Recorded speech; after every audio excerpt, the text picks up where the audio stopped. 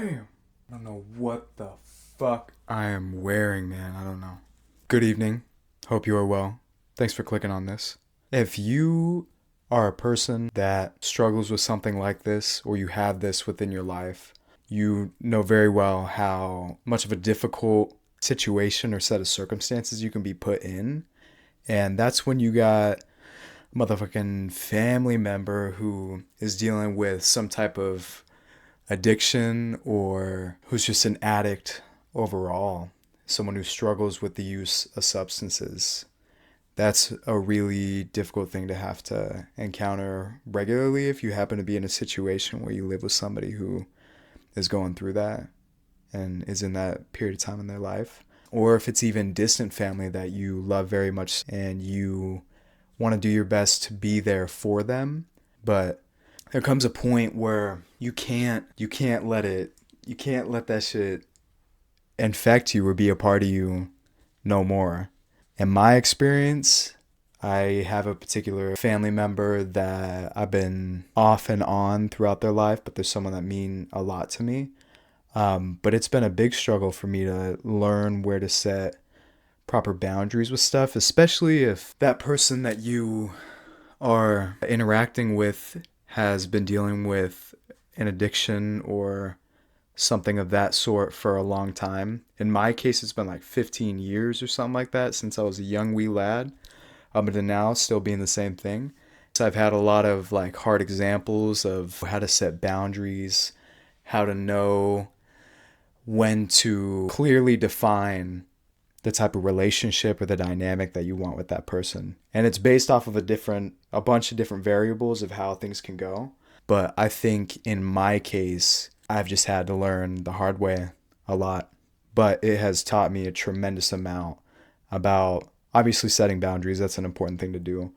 But also knowing when to give your love, when to give effort, and the importance of knowing that what you're saying to them, if you're trying to give some words of encouragement, everybody's situation can be different. But in my case, it was throughout the years trying to be a person for them that's consistently rooting for them and wanting them to do better and wanting them to succeed. And if you can help out with that, that's awesome. The individual that I've had to deal with that with has a lot going on there mentally in a manipulative way. In this case. Okay, check that shit out. That's some pyrite, some fool's gold. Where I live, there's like a gold mining town that's not too far away from where I grew up. And that was always super fun finding this, because my father would tell me that it was actual gold and convince me of that. And I believed him. So, man, why the fuck am I fucking nervous? Why the fuck would I need to be nervous, bitch? Ooh, I might need to do this. I might need to do some of this. Oh my gosh. Where we going? Where we going? Light me up some of this. You already know what time it is. Get the vibes right. I might fill the room. It might be one of those. All right. Man, in my case, it's just been a struggle. And I've had to learn a lot on my own, because I've always felt very gravitational pull to this person, because I feel like they got an understanding or a perspective that I vibe with the most. And I love them very much so. Of course, love them. But there comes a point where enough is enough. We can't play this game. Can't play this game no more. We can't be doing all this. I don't like it. You know it's dumb. I know it's dumb. And this is tough, bro. This is tough, man. The motherfucker has a couple of different things that are different with their brain. And this is no diss respectfully at all to anybody who struggles with any of this. Not one bit. But it's more of like we're dealing with a narcissist who is also bipolar. I didn't find that out till fairly recently. And that's just as hard, bro. Setting boundaries. Knowing when to put a stop to stuff. And dog, I remember one time I went to sushi with this person and another family member, and we went back to my grandmother's house, dude. And I might have said something that was a bit of a smart ass comment, but nothing too crazy. Nothing like that was deserving of what happened. Definitely not. But back when I was a Jehovah's Witness, there was a gathering at my grandmother's house, and I had gotten back from sushi with the family member that I'm talking about, and then another one. And then this family member, bro, I said my comment, and then he didn't like that. He wasn't fucking with it. And he had been drinking a good amount, and homie just sprung on me. He just jumped all up on me, not like that, and then started trying to beat my ass. And there was like a bunch of people from my group or my church at the time who were there. This is like middle-aged women and children and older men.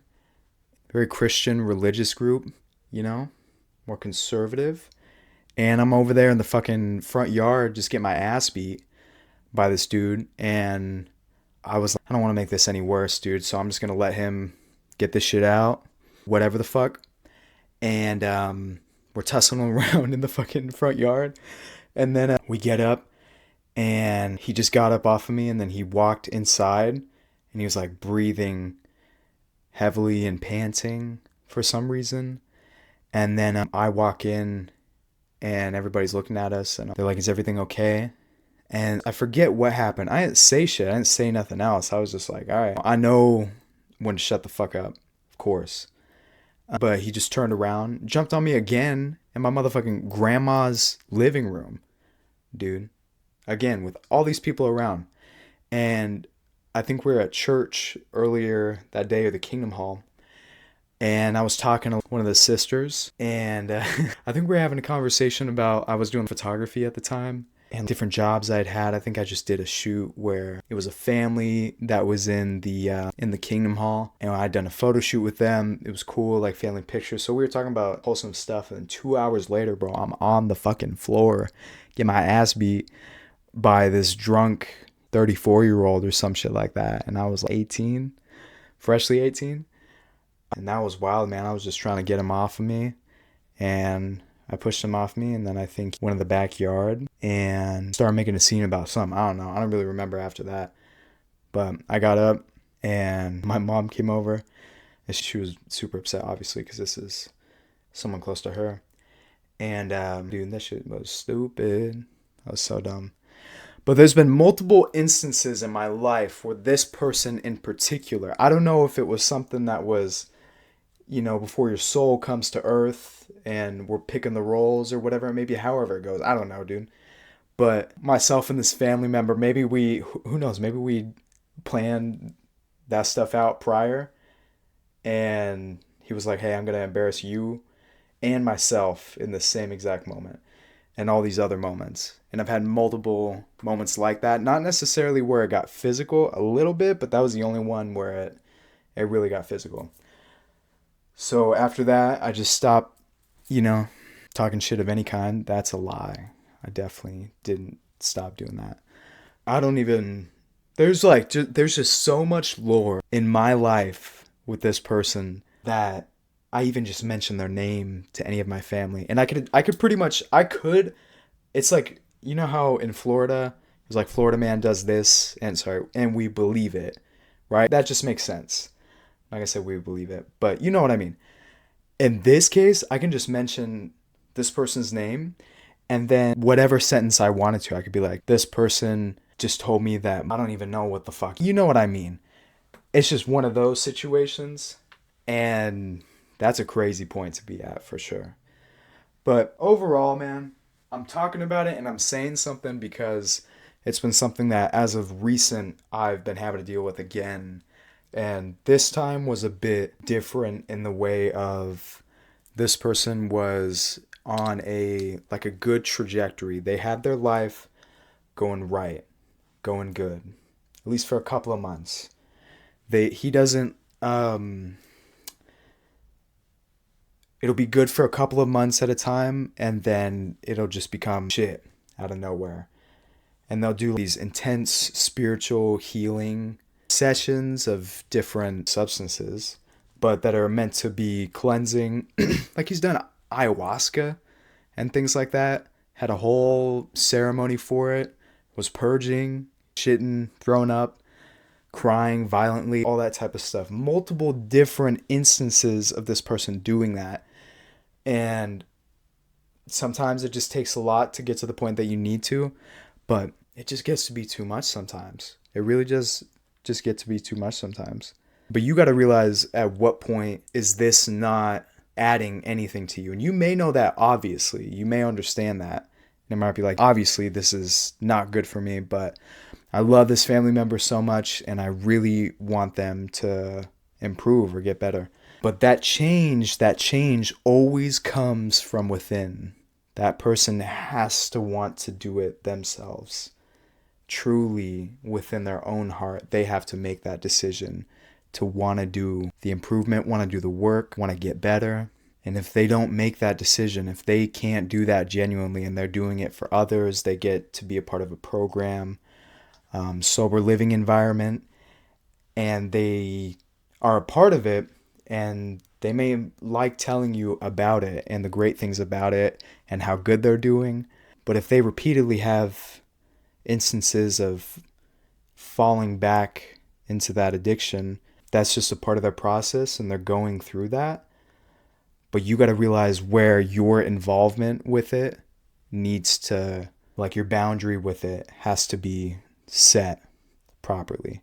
Because it can be a very, very draining, intense process when you have a family member that's in a treatment center or a part of a program that's causing them to go from having everything substance-wise to nothing. And what can happen when you're in that detox process. So to anybody going through that, it's a sensitive, touchy thing. I've had a experience unique to myself and this family member, and that is my experience. I can only just say what's helped me. And even when the situation seems hopeless for them, it's important, if granted they're not doing anything like fucking insane, like hurting people, you know what I'm talking about. But I feel like it's important to still have a hope and a genuine, earnest hope that they will do what they need to get better, to improve. And you don't always have to verbalize that to them, but if you feel that within yourself and the situation allows it and makes sense to feel that way, I feel like that's important. And then verbalize that. Don't enable anybody. The last thing you want to fucking do in a fucking situation, in a situation like this, is to enable them and their behavior to any capacity. And I've been finessed into doing that with money and stuff like that. Being like, hey, I need this amount of money for such and such thing with my children. But then come to find out 6 months later, motherfucker was spending all this shit on ketamine and nitrous and whatever it is. So you just got to figure it out as you go. But I've hit a point for myself that I have realized that I haven't been doing the best with setting that boundary. Remembering that I have my own life, because it can be easy for me to get involved in, like, very wrapped up if someone is trying to improve and helping them to get to where they want to go. But, at a certain point, it's just, you can't do much. That's really what it is. So I don't know. Thank you for watching. Hit me up if you want to talk about anything, whatever you want. All right. Thank you.